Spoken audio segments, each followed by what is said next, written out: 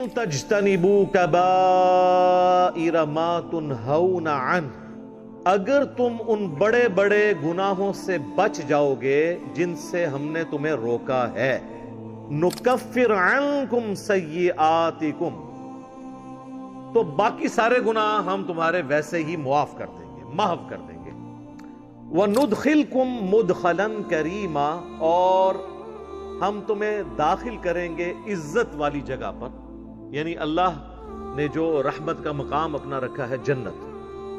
اللہم اجعلنا منہم، آمین۔ اللہم انا نسألک جنت الفردوس مع النبیین والصدیقین والشہداء والصالحین، آمین۔ تو یہاں پہ بنیادی فلسفہ اللہ نے بیان کر دیا کہ اگر تم بڑے بڑے گناہوں سے بچ جاؤ گے نا، چھوٹوں سے ہم ویسے ہی درگزر کر دیں گے۔ یہ بہت بڑی بات ہے، اور یہ ٹاپک جو ہے قرآن حکیم میں دو مقامات کے اوپر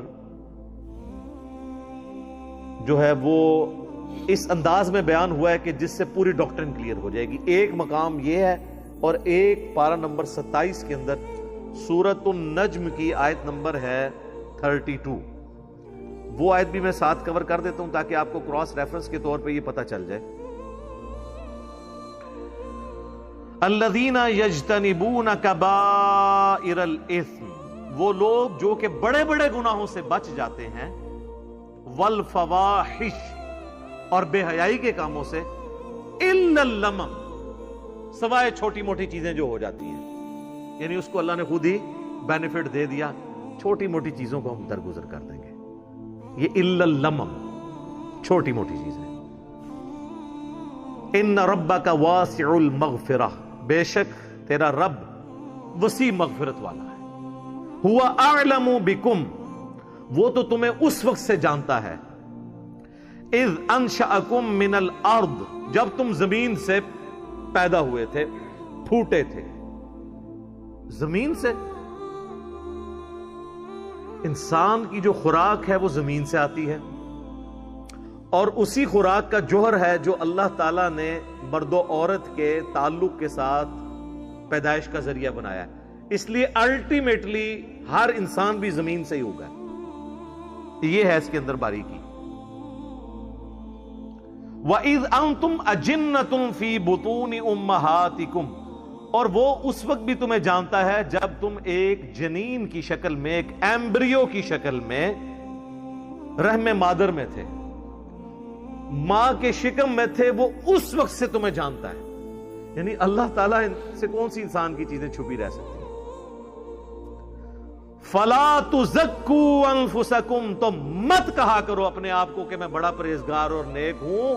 هُوَ أَعْلَمُ بِمَنِ اتَّقَىٰ، وہ خوب جانتا ہے کہ کون کتنا متقی ہے۔ اللہ کہہ رہے زمین سے جب تم اگے تھے، سر یہ اللہ ہی ڈیٹا رکھ سکتا ہے کہ زمین سے جو گندم اگنی ہے، یہ گندم کس نے کھانی ہے، اور باقی چیزیں جو انسان استعمال کرتا ہے، اس سے پھر وہ جو قطرہ بننا ہے منی کا اور مرد و عورت کا جو ملاپ، پوری کی پوری چیزیں، یعنی بالکل جسے کہتے ہیں نا بنیاد تک اللہ تعالیٰ کے علم میں ہے۔ تو اللہ تعالیٰ کو کوئی اپنے نیکوکاری کا احسان نہیں جتا سکتا، اللہ کو پتہ ہے کون کتنا نیک ہے۔ اس میں بھی آیا الا اللمم، ہم جو باریک چیزیں ہیں نا اس میں نہیں پڑیں گے۔ اگر موٹی موٹی چیزوں سے بچ لیا، لیکن اب وہ موٹی چیز میں ساتھ بے حیائی کو بھی ذکر کر دیا، یعنی بے حیائی اتنی موٹی تھی کہ اسے موٹی چیز میں سے بھی نکال کے الگ سے بیان کیا۔ ان تجتنبوا کبائر ما تنہون عنہ نکفر عنکم سیئاتکم وندخلکم مدخلا کریما، بڑے بڑے گناہوں سے بچو گے تو چھوٹے گناہوں سے ہم درگزر کر دیں گے اور تمہیں عزت کے مقام میں داخل کریں گے۔ یہاں پہ یہ فلسفہ بیان ہوا ہے کہ اللہ تعالیٰ کے لیے جو سینسٹیو ایریا ہے نا وہ بڑے بڑے گناہ ہیں، چھوٹے گناہوں سے وہ درگزر فرما دے گا، یعنی چھوٹے گناہ کی معافی مانگنے کی بھی ضرورت نہیں پڑے گی، وہ خود بخود آٹومیٹیکلی نیک اعمال سے معاف ہوتے جائیں گے۔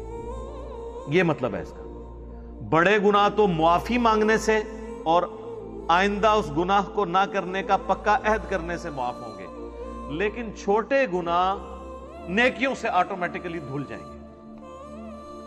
اس کانٹیکسٹ میں ایک آیت ہے جو اس فلسفے کو سپورٹ کرتی ہے۔ وہ ہے سورہ ہود کی آیت نمبر 114. وَأَقِمِ الصَّلَاةَ طَرَفَيِ النَّهَارِ وَزُلَفًا مِّنَ اللَّيْلِ، اور نماز کو قائم رکھو دن کے دونوں کناروں پر اور رات کے حصوں میں بھی.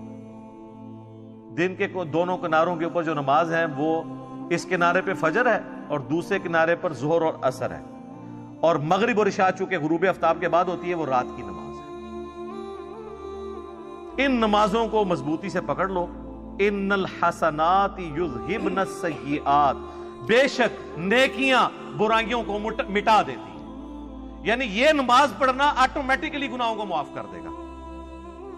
ذالک ذکریٰ للذاکرین، یہ تو ہے نصیحت ان لوگوں کے لیے جو نصیحت حاصل کرنا چاہیں، یہ ان کے لیے ہے.